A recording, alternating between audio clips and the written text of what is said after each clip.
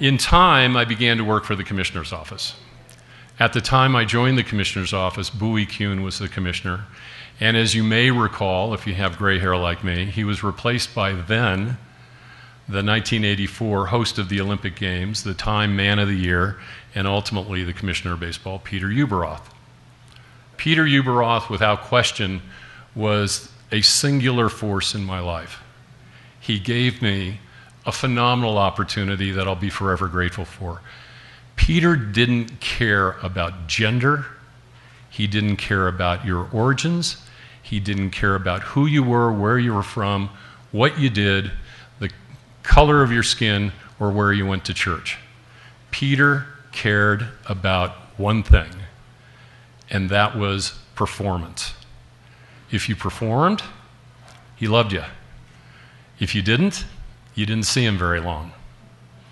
He had a saying that I'm fond of repeating, and I've carried with me for a long time, and that was, responsibility is 80% taken and 20% given.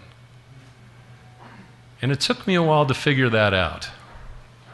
But ultimately I learned from Peter Ueberroth that initiative and risk and the proposition of doing something different than it's been done before has true and considerable value. And so ultimately I went to Pete and I said, Peter, I've got an idea. I'd like to create something we haven't done here at Major League Baseball, and I'd like your support.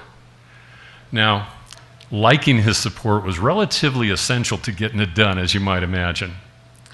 So Peter, upon reviewing my plan, gave me another quote that I'll never forget.